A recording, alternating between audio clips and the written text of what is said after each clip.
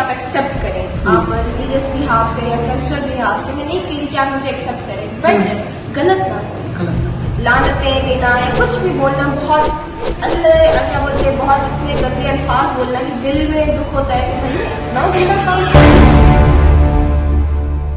नमस्ते, जय श्री राम। मेरा नाम है संतोष केसानी और आज हम मौजूद हैं हैदराबाद में और हमारे साथ मौजूद है अफशीन मेमन। और जिस तरह से आपको पता है, अल्लाह ताला परवरदिगार जिसको नवाजता है उसको कौन रोक सकता है। तो अफशीन हमारे साथ मौजूद है, इन्होंने अपने आप को खुद मनवाया है। तो सबसे पहले तो अफशीन आपको बहुत शुक्रिया तहे दिल से, भली कहा कि आपने हमें टाइम दिया, आपका वक्त दिया। कैसी तबीयत है? ठीक है आप? ठीक है, अल्लाह का करम शुक्र। और मुझे ये बताएं कि आपकी ये जो डांस की जो जर्नी है, पहले तो आप थोड़ा सा अपना मुख्तसर सा तारुफ करवा दें। शायद मैंने कुछ कमी कोताही छोड़ दी हो, तो मैं चाहूँगा आप अपना थोड़ा सा मुख्तसर तारुफ करवाएं और थोड़ा सा ये जर्नी जो डांसिंग की जो समझ में आप इस फील्ड में आई, उसका थोड़ा सा हमें जर्नी बताएं। जी, पहले तो मैं हैदराबाद से ताल्लुक़ रखती हूँ और मेरा नाम अफशीन है और मैं इंटर की स्टूडेंट हूँ।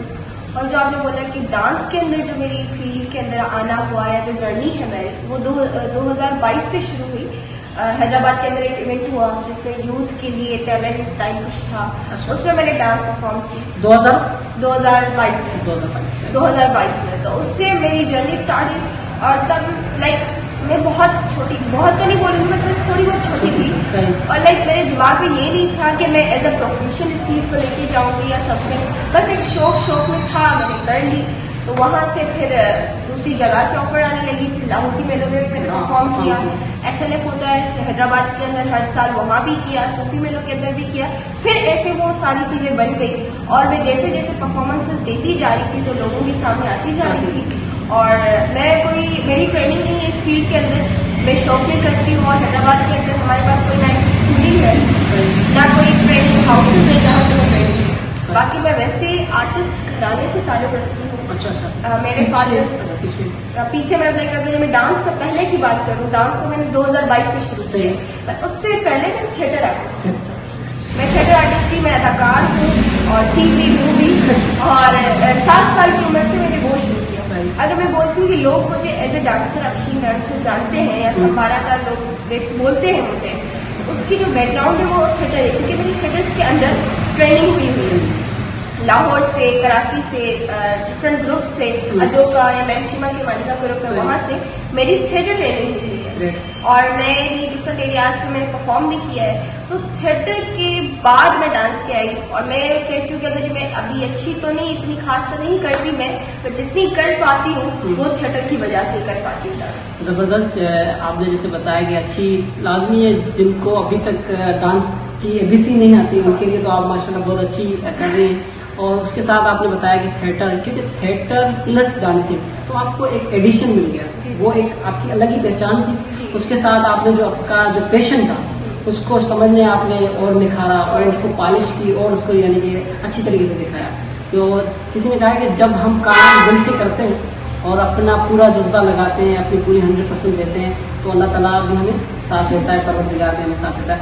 तो जिस तरह से एक सवाल यहाँ पे काफ़ी लोग छोड़ देते हैं कि हमारी कामयाबी या हमारी सक्सेस में हम जब पैदा होते हैं तो हमारा सबसे पहला उस्ताद हमारी माँ होती है।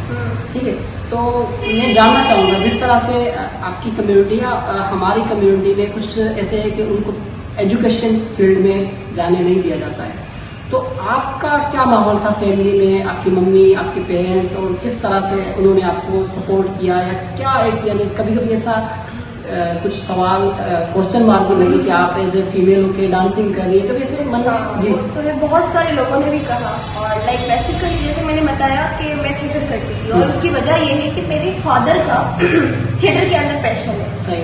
वो भी जब कॉलेज में थे तब से वो literature, theatre, acting, drama, scripting इन सब के अंदर रहे। सो तब से उनका पैशन है। 45 ईयर्स हो गए बाबा को ये सारा काम करते करते। और बाबा ने एक मूर्ख थिएटर ग्रुप बनाया, जिसके अंदर हम थ्रू जो हमारा थिएटर है उसके थ्रू कम्युनिटीज के अंदर मोबिलाइजेशन, मोटिवेशन, इन्फ्लुएंस का काम करते हैं और वो 40-45 साल से कर रहे हैं। सो उसमें मेरी आना हुआ, फिर मैं करती आई हूँ। सो मेरे फादर जाहिर बात है वो खुद करते थे। फिर जब मेरी मदर से शादी हुई तो मेरी मदर भी उनके साथ करने लगी। तो लाइक उन दोनों का मतलब ये था कि केमिस्ट्री मिल गई। हाँ, वो केमिस्ट्री तो मिल गई, बट लाइक उन्होंने कभी रोक टोक नहीं की या क्या। तो उनका वो नेशनलिस्ट भी थे, वो क्या बोलते हैं कि सोशल एक्टिविस्ट भी थे। तो उस हिसाब से उनका ये था कि बच्चियों को पढ़ाना है, करना है। और हम 5 बहनें हैं, हम 5 बहनों में सबसे बड़ी आप बड़ी मैं हूँ, और हम 5 ने थिएटर किया हुआ है। मैं बड़ी हूँ, पर सब में हमने थिएटर किया हुआ है। हाँ, एक साथ। सो बाबा कहते हैं थिएटर का मतलब ये नहीं है कि आप एक्टिंग करें, थिएटर से हमें बहुत सारी चीजें समझने को मिलती है। हमारा कॉन्फिडेंस बूस्ट होता है, हमें बात करने का तरीका पता चलता है, हमें बॉडी लैंग्वेज, एक्सप्रेशन, बहुत सारी चीजों पे काम होता है थिएटर के अंदर, हमारे अंदर। सो इसलिए मैं करती आई थी।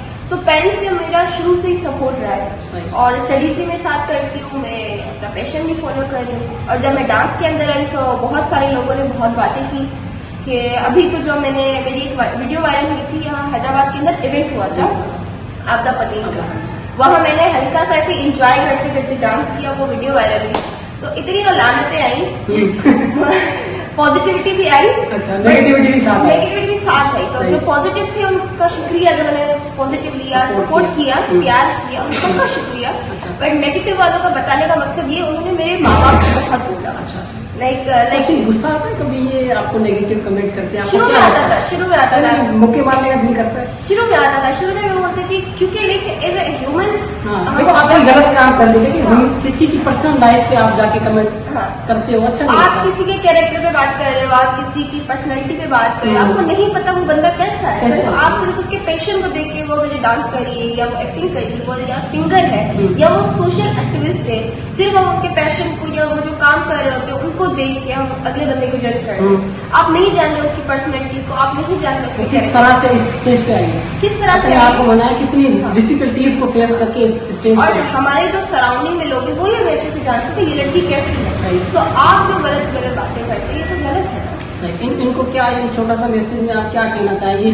तो ये एक बड़ा सा अनोखा सवाल है कि देखो कोई भी आर्टिस्ट होता है, जैसे सिंगर है या डांस करते हो, अच्छा नहीं आप किसी के कैरेक्टर पे बात कर रहे हो, आप किसी की पर्सनैलिटी पे बात कर रहे हो, आपको नहीं पता वो बंदा कैसा है। तो आप सिर्फ उसके पैशन को देख के, वो मुझे डांस कर रही है या वो एक्टिंग कर रही है, वो या सिंगर है या वो सोशल एक्टिविस्ट है, सिर्फ हम उनके पैशन को या वो जो काम कर रहे होते हैं उनको देख के हम अगले बंदे को जज कर रहे हैं। आप नहीं जानते उसकी पर्सनैलिटी को, आप नहीं जानते उसके किस तरह से इस स्टेज पे आई है, किस तरह से आपको बनाया, कितनी डिफिकल्टीज को फेस करके इस स्टेज और हमारे जो सराउंडिंग में लोग हैं वो ये अच्छे से जानते थे ये लड़की कैसी है। सही। तो आप जो गलत बातें करते हैं ये तो गलत है ना। सही। इनको क्या, ये छोटा सा मैसेज में आप क्या कहना चाहेंगे?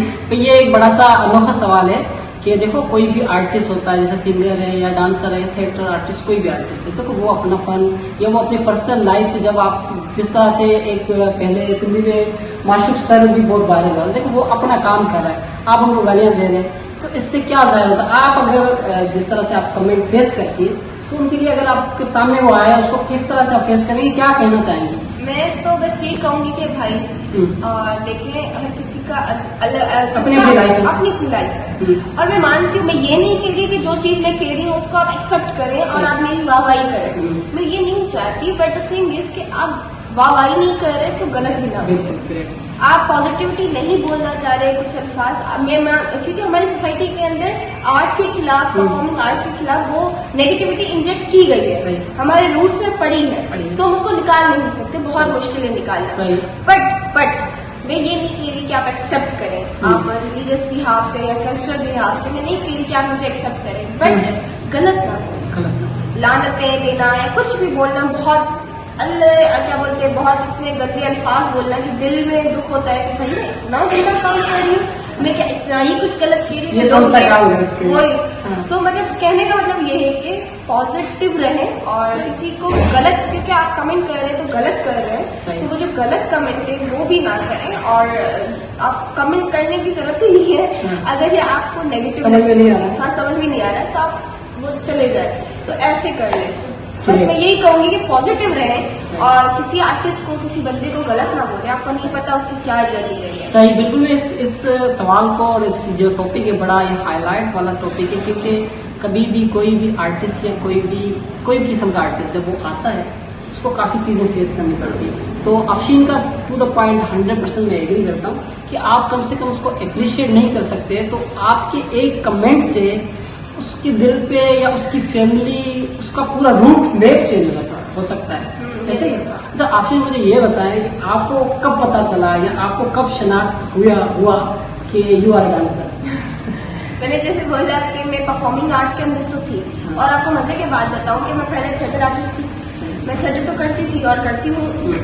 फिर मैंने सिंगिंग स्टार्ट। अच्छा, मुझे सिंगिंग का बहुत शौक था। मैंने 1-1.5 साल की ट्रेनिंग ली थी, तो वो मैंने किया। सो जब मैंने वो किया तो कुछ अर्से के बाद मैं बिजी हो गई, तो मैं उसको कंटिन्यू नहीं। पहले सिंगर बनने का शौक था या डांसर? सिंगर बनने का शौक था। सिंगर बनने का शौक था, फिर मैं उसको कंटिन्यू नहीं कर पाई। फिर उसके बाद अचानक ये इवेंट हुआ जिसमें मैंने डांस की, उसके बाद मेरी डांस की जर्नी शुरू हो गई। सो ऐसे हुआ, जब मैं थिएटर के अंदर थी तब भी लोग इतना खास नहीं जानते थे, जब मैं सिंगिंग के अंदर आई तब भी इतना, फिर डांस के बाद सब लोग जानना शुरू हुए। फिर मुझे पता चला कि मैं इतनी अच्छी डांसर थी भी नहीं। अच्छा। वो तो अभी कर करके कोरियोग्राफ खुद को प्रैक्टिस कर करके थोड़ा बेहतर किया है, वरना मैं कहती थी मैं दुनिया की वो शख्स हूँ जिसको डांस आता ही नहीं। अच्छा। पर जैसे मैंने बोला कि परफॉर्मिंग आर्ट्स के अंदर मेरी यूनियन हुई है, तो बंदा एक्सप्रेशन वो सारी चीजें समझ लेता है आर्टिस्ट। अगर कोई आर्टिस्ट सिर्फ सिंगर है, वो एक्टिंग को भी समझ जाता है, डांस को भी समझ जाता है, अगर वो आर्टिस्ट है।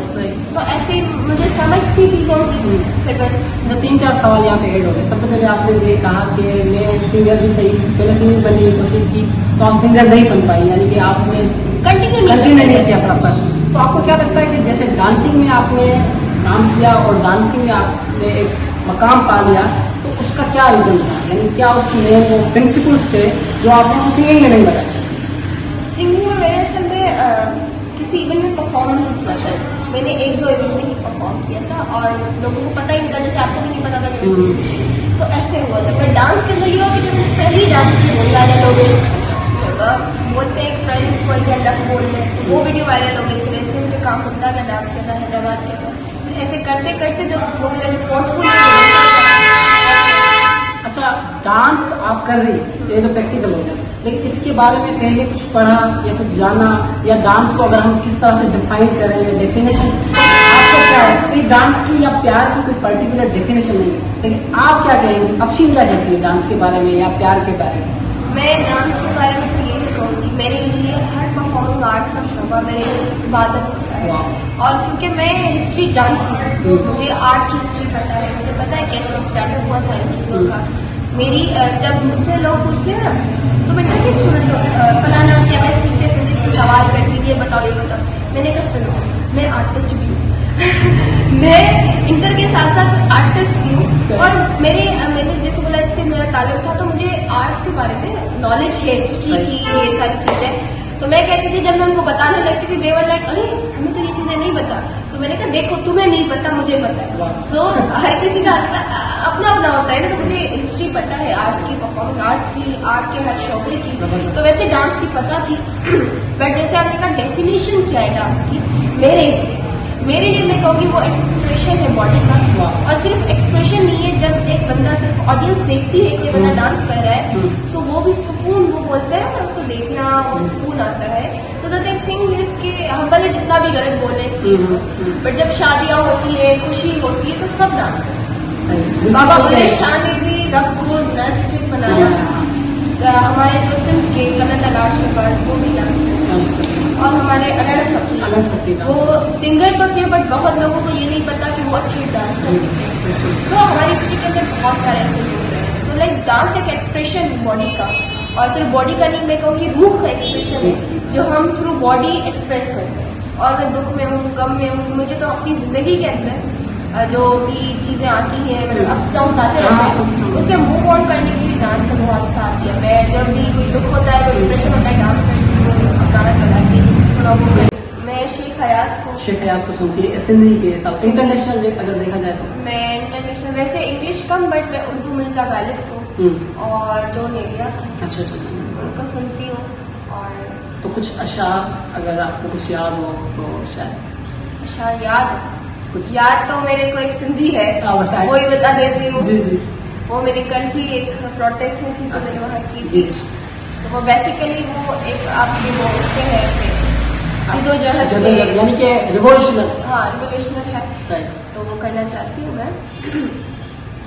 जे हाओ नहानी कोयारन ही ॾींहुं घारे वेंदासीं छो पेर पसारे वेठो आ उथ डूंगर ॾारे वेंदासीं कंहिं लाइ तकीथो कंधीअ में ॿी ॿेड़ी का बि न चुनिया जे तू बि अची ओ वणजाया तोखे बि उकारे वेंदासीं दरिया अंदर जा देश कंहिं वक़्तु क़यामत थी वेंदी तू मां त रगो हिन सिंधुअ ते का लहर उभारे वेंदासीं का टिम टिम टिम टिम तारे जी का झिरमिर जुगनू जी घंघोर घटा जो घेरो कंहिंजे त सहारे वेंदासीं कंहिंजे त सहारे वेंदासीं।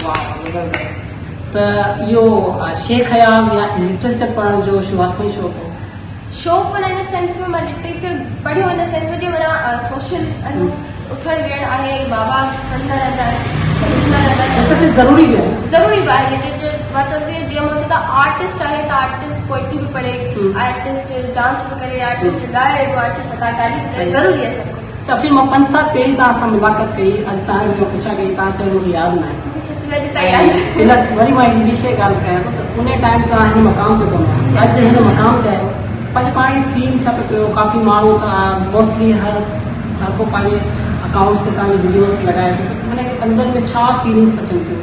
छो त की सवाल तव्हांजो ॾाढो सुठो हो जी कुछ टाइम पहिरीं जॾहिं मां नंढी हुअमि जी सो मूंखे अदाकार थियण जो ईअं कई लाइक शौक़ श्रीदेवी मां रेखा जी मुंहिंजी फेवरेट आहिनि अच्छा अच्छा सो माना शौक़ हो मां थिएटर बि कंदी हुयमि सो पोइ मैनिफेस्ट कयो हुयो मां अॼु इंट्रोड्यूस कंदी आहियां त मां मैनिफेस्टेशन कई त मां हिकु वक़्तु ईंदो मां इंटरव्यू कंदी माना माण्हू मूंखे इंटरव्यू कंदा अच्छा तव्हां सोचे छॾियो 4 साल अच्छा अच्छा ऐं तॾहिं मां नंढी हुयमि तॾहिं को अहिड़ो कुझु कोन को अहिड़ो ऑप्शन हो कुझु कोन माण्हुनि खे ख़बर कोन ऑप्शन एग्ज़िस्ट बि करे थी उन टाइम में मां मिरर जॻह ते पंहिंजे पाण खे पंहिंजो इंट्रोडक्शन ॾिठी हुयो ऐं माना इहा मैनिफेस्टेशन हुई ऐं अॼु मां त चवां अञा उहो कंप्लीट त न थी आहे बट थोरो 10% शुरू थी वियो हा त उन ते 10% थोरो शुरू थी वियो आहे त ॾिसूं था ऐं लाइक ख़ुशी थींदी आहे त लाइक नालो थियो आहे सारी ॻाल्हि आहे बट मूंखे कॾहिं बि फेम जो न हो परफॉर्मिंग आर्ट्स जे अंदरि मां 10 सालनि खां ऐं मूंखे कॾहिं बि फेम जो न हो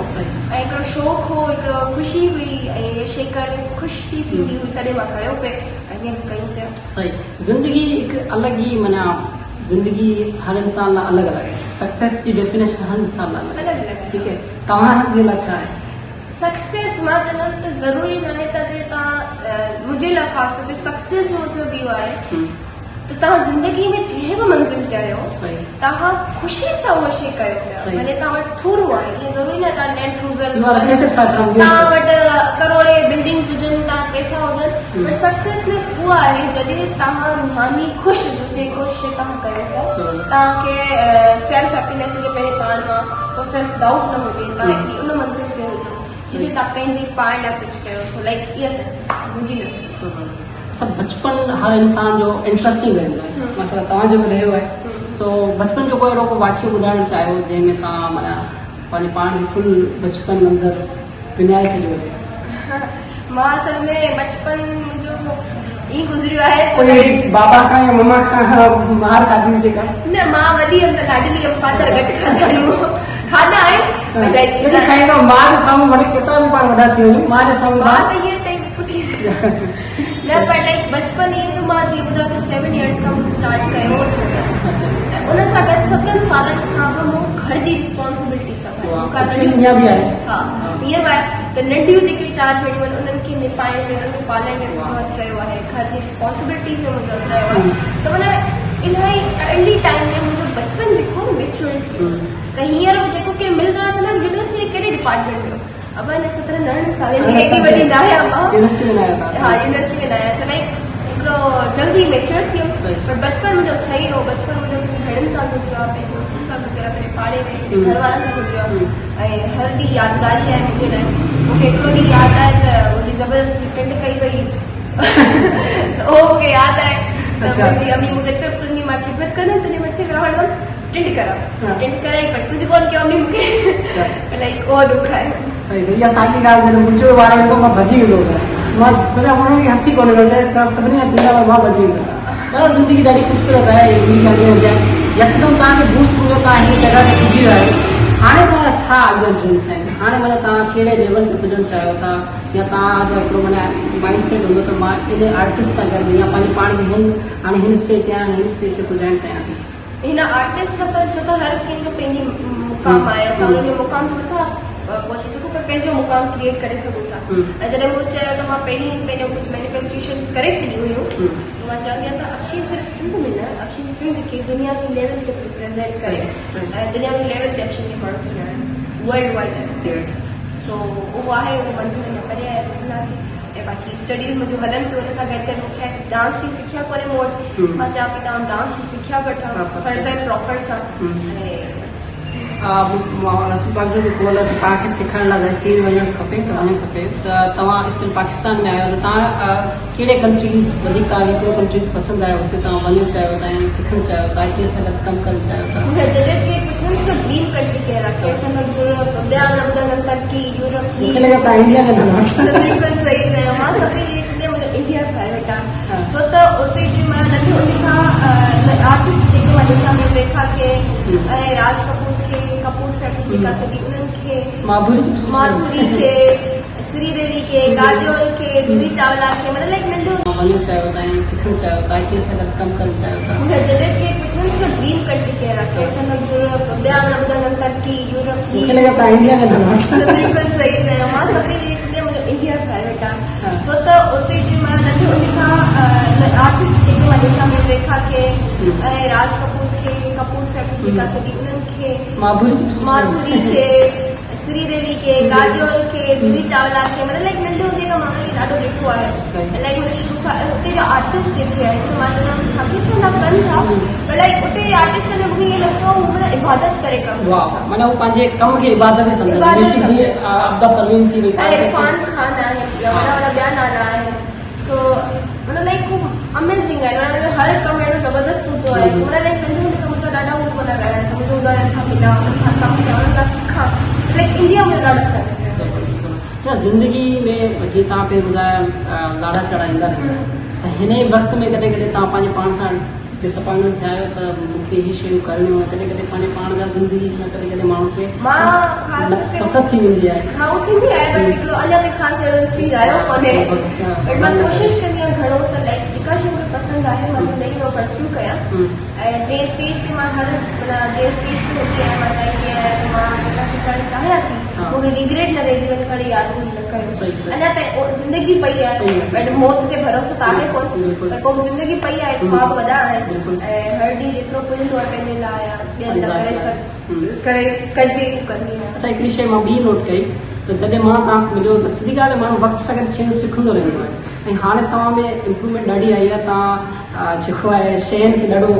बहितरीन तरीक़े सां सम्झो पिया छो त डेली तव्हांजा अॻियां मोबाइल हूंदा आहिनि या कैमरा हूंदा आहिनि ऐं दुनिया तव्हांखे ॿुधंदी आहे त तव्हांखे ख़बर पवंदी त मां जेको ॻाल्हायां पई घटि में उहो तयारी ते हुजे त हाणे हिकिड़ी मां लास्ट रिसेंट तव्हांजी वीडियो इंटरफेयर हार्मोनी थी ॻाल्हाए पिया ऐं मां रियली ज़्यादातर मां एतिरो गौर सां कोन ॾिठो लेकिन हू वीडियो मां गौर सां ॾिठी छो त मुंहिंजो पंहिंजो ई सब्जेक्ट आहे त इन सब्जेक्ट खे तव्हां कीअं ॾिसो था पाकिस्तान जे अंदरि इंटरफेयर हार्मोनी केतिरी ज़रूरी आहे इंसानियत केतिरी ज़रूरी आहे ऐं हुन ते तव्हां केतिरो कमु कयो पिया ऐं करणु केतिरो खपे तव्हांखे ॿुधाए की मज़े जी ॻाल्हि त मुंहिंजी ज़िंदगी में जॾहिं मां 7 साल थी हुयमि ऐं मूं पहिरियों जेको ड्रामो कयो हुयो कराची आर्ट्स काउंसिल में त जेको मुंहिंजो पहिरियों स्टेज थिएटर हुयो इंटरफेयर हार्मोनी ते पीस ते हुयो जंहिंजो नालो ई अमन प्यार जो मज़हब हुओ ऐं इन जे बाबति मां इहो ई ॻाल्हाईंदमि त असांजे जीअं मां चयो त असांजे माण्हुनि खे या असांजे मुल्क जे अंदरि या असांजे सूबनि जे अंदरि माण्हुनि खे मज़हबनि जे बुनियाद ते फ़िरकनि जे बुनियाद ते विरहायो वियो आहे इहो विरहणो थियो ई इन करे आहे जे नफ़रत पैदा कयूं हुयूं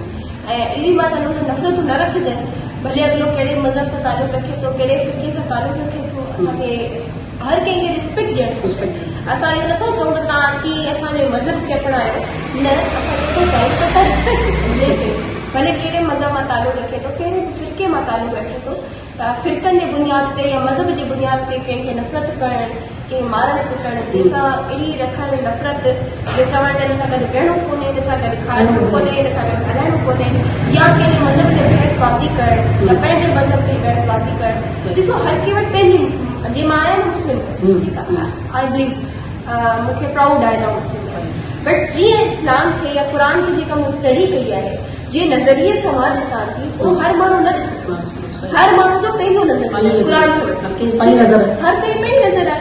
त मां जे नज़रिए सां सम्झो आहे मां उन नज़रिए सां पंहिंजी ज़िंदगी में फॉलो थी कयां, तव्हां जे नज़रिए सां सम्झो तव्हां उन नज़रिए सां हर कंहिंजो पंहिंजो आहे। तव्हां कंहिंखे चवण तूं ग़लति तो करी, तूं फॉलो नथो करी मज़हब खे, कुछ भी XYZ वो ग़लति आहे। हर कंहिंजो पंहिंजो नज़रियो आहे, वो पंहिंजे नज़रिए सां। ज़ाहिर ॻाल्हि आहे इंसान अशरफुल मखलूक़ात आहे, हर मखलूक खां वधीक सोच सम्झ रखण वारो इंसान आहे।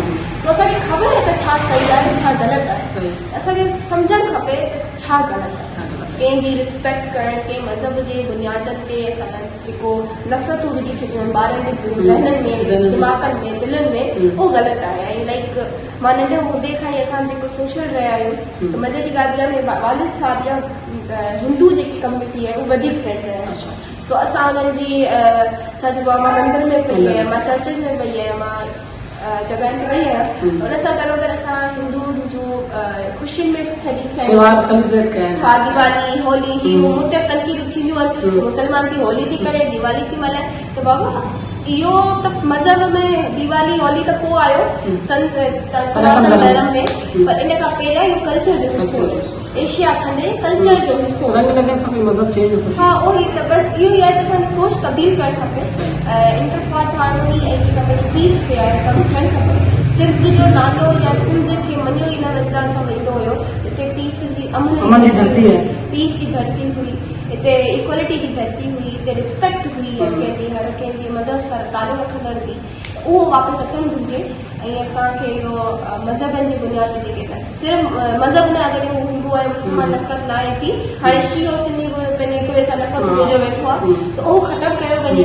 ऐं तव्हां जेको फॉलो कयो पिया तव्हां कयो, अॻिलो जेको फॉलो करे पियो करणु ॾियो, बट ग़लति न कयो कंहिंसां, कंहिंखे कंहिंजी दिल आज़ारी न कयो, को नफ़रतूं न विझो, पॉज़िटिविटी रखो दिलनि में, कंहिंजे लाइ प्यारु रखो।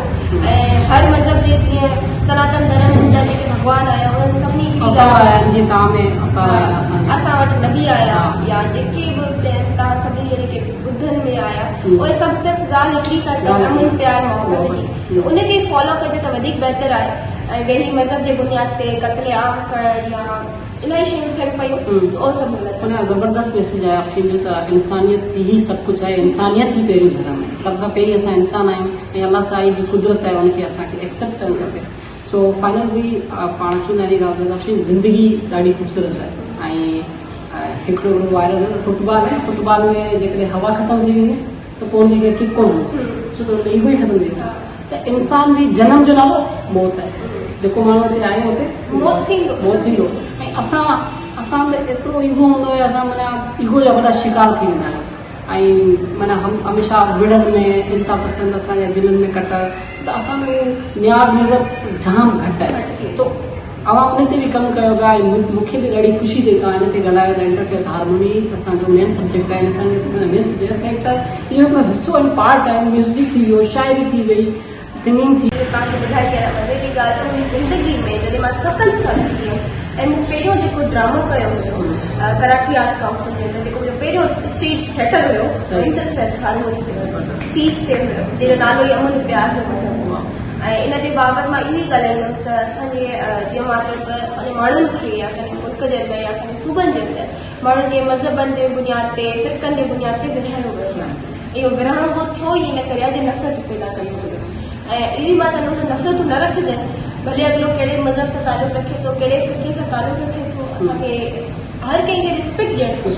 असां इहो नथा चऊं त तव्हां अची असांजे मज़हब खे अपनायो, न, असां नथा चऊं त तव्हां रिस्पेक्ट ॾिजे, भले कहिड़े मज़हब मां तालुक़ रखे थो, कहिड़े फ़िरक़े मां तालुक़ रखे थो, त फ़िरक़नि जे बुनियाद ते या मज़हब जी बुनियाद ते कंहिंखे नफ़रत करणु, कंहिं मारणु कुटणु, कंहिंसां अहिड़ी रखणु नफ़रत जो चवणु हिन सां गॾु विहणो कोन्हे, हिन सां गॾु खाइणो कोन्हे, हिन सां गॾु ॻाल्हाइणो कोन्हे, या कंहिंजे मज़हब ते बहसबाज़ी करणु या पंहिंजे मज़हब ते बहसबाज़ी करणु। ॾिसो हर कंहिं वटि पंहिंजी, जीअं मां आहियां मुस्लिम, ठीकु आहे, आई बिलीव मूंखे प्राउड आहे न मुस्लिम, बट जीअं इस्लाम खे या क़ुर खे जेका मूं स्टडी कई आहे, जे नज़रिए सां मां ॾिसां थी उहो हर माण्हू न ॾिसे, हर माण्हू जो पंहिंजो नज़रियो क़ुर हर कंहिं पंहिंजी नज़र आहे। त मां जे नज़रिए सां सम्झो आहे मां उन नज़रिए सां पंहिंजी ज़िंदगी में फॉलो थी कयां, तव्हां जे नज़रिए सां सम्झो तव्हां उन नज़रिए सां, हर कंहिंजो पंहिंजो आहे। तव्हां कंहिंखे चवण तूं ग़लति तो करी, तूं फॉलो नथो करी मज़हब खे, कुछ भी XYZ वो गलत है। हर कंहिंजो पंहिंजो नज़रियो आहे, वो पंहिंजे नज़रिए सां ज़ाहिर ॻाल्हि आहे, इंसान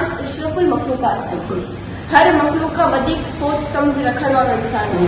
सो असांखे ख़बर आहे त छा सही आहे छा ग़लति आहे, असांखे सम्झणु खपे त छा ग़लति आहे। कंहिंजी रिस्पेक्ट करणु, कंहिं मज़हब जे बुनियादनि ते असां जेको नफ़रतूं विझी छॾियूं आहिनि ॿारनि जे ज़हननि में, दिमाग़नि में, दिलनि में, उहो ग़लति आहे। ऐं लाइक मां नंढे हूंदे खां ई असां जेको सोशल रहिया आहियूं, त मज़े जी ॻाल्हि में वालिद साहब या हिंदू जेकी कम्यूनिटी आहे उहो वधीक फ्रेंड रहिया आहिनि। सो असां उन्हनि जी छा चइबो आहे, मां मंदर में पई आहियां, मां चर्चिस में पई आहियां, मां जॻहनि ते वई आहियां।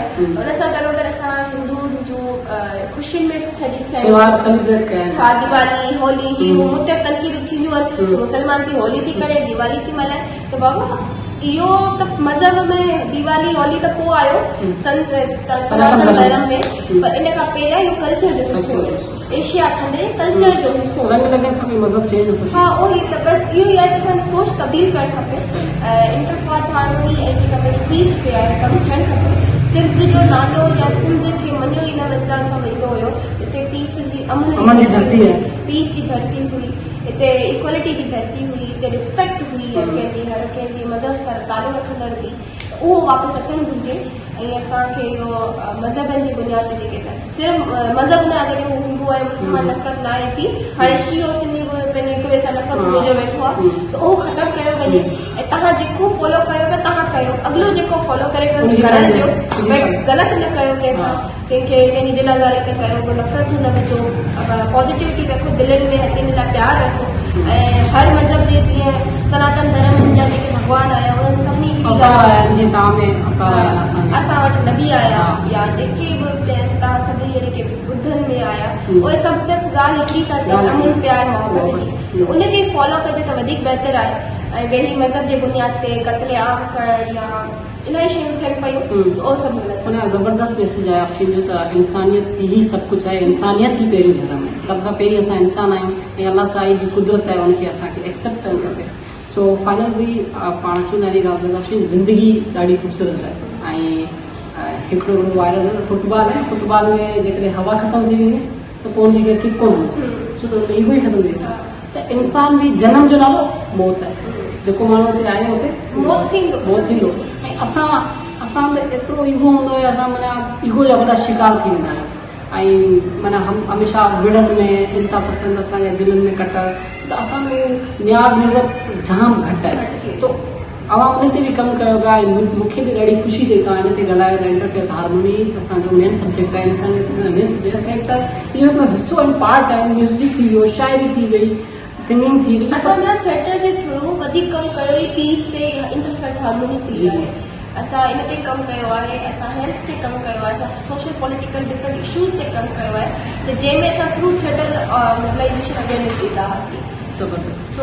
सो अफ़ीन खां जाम सारा सवाल ॾुखिया सुखिया जेको थिया, आई होप कि तव्हां इंजॉय कयो अथव हिन पॉडकास्ट खे। ऐं अफ़ीन खां लास्ट असां नंढिड़ो हिकिड़ो मैसेज वठंदासीं, ॾिठो वञे त पूरो इंटरव्यू मैसेज आहे। ऐं असांजी माना दुआऊं ऐं ब्लेसिंग आहिनि त अफ़ीन जी मुल्क सां इहा तरक़ी ॾे, इहा जेका जेको ख़्वाहिशूं आहिनि ऐं पेरेंट्स सां गॾु हिकिड़ो माना रिस्पेक्ट जे ॿिए सां जेको रस्तो हले थो उहो हलंदो रहे। So final, we want your little message इहो ई आहे जेको मूं चयो उहो सभई मैसेज आहे। ऐं जीअं मूं चयो त मज़हब जी बुनियाद ते नफ़रत ख़तमु कयूं ऐं उन नफ़रत लफ़्ज़ी ख़तमु कयो वञे दिलनि मां, दिमाग़नि मां, जेको हिते असांजो कचिरो भरिजी वियो आहे। हिक ॿिए सां नफ़रतूं करणु, मारणु कुटणु, ऐं असांजी यूथ अॼुकल्ह जज़्बाती घड़ी थी वई आहे। ऐं वॾी ॻाल्हि ते अॼुकल्ह पंहिंजे सोशल मीडिया ते काफ़ी शयूं, इहो बि हिकिड़ी ॻाल्हि हले थी, काफ़ी माना फेक ख़बर जे करे कंहिंजी जान खे छो त उनखे रिसर्च करे पाण ब्लेस करणु मिले इलाही हले पई मज़हब जी बुनियाद ते जेको। सो लाइक थोरो कामनेस सां शयुनि खे वठो ऐं पॉज़िटिविटी सां वठो, ऐं जज़्बाती न थियो ऐं हार्डवर्क कंदा रहो, गिवअप न कयो। उन सां गॾोगॾु आर्टिस्टनि जी क़दुरु कयो। अगरि तव्हांजी सराउंडिंग में को आर्टिस्ट आहे, उहो भले विजुअल आर्ट सां रिलेटेड आहे, परफॉर्मिंग आर्ट सां रिलेटेड आहे, पर अगरि जी उहो आर्टिस्ट आहे, उहो प्योर आर्टिस्ट आहे, त उनजी हिमत अफ़ज़ाई कयो, उनखे हौसलो ॾियो, उनजी रिस्पेक्ट कयो, उनखे लव ॾियो, उनखे सपोर्ट कयो। ऐं वधीक न सिर्फ़ु उनखे वेही इहो चवण त भाउ जेको करे पियो ज़बरदस्त आहे, असां आर्टिस्टनि लाइ इहो ई वॾो मान हूंदो आहे। सो माना इहो आहे आर्टिस्टनि खे सपोर्ट कयो, हर आर्टिस्ट खे, सिंगर आहे, परफॉर्मिंग आर्टिस्ट आहे, कंहिं बि आहे, ऐं मज़हबनि जे बुनियाद ते नफ़रतूं ख़तमु कयो, कामनेस रखो, पॉजिटिविटी रखो, पॉजिटिव एनर्जी हिक ॿिए सां शेयर कयो, प्यार कयो, मोहब्बत कयो। उन सां गॾु संतोष केसानी ऐं अफशीन मेमण खे इजाज़त ॾींदा। तू हिंदू बनेगा न मुसलमान बनेगा, इंसान की औलाद है इंसान जीअं सिंध जी लकीर।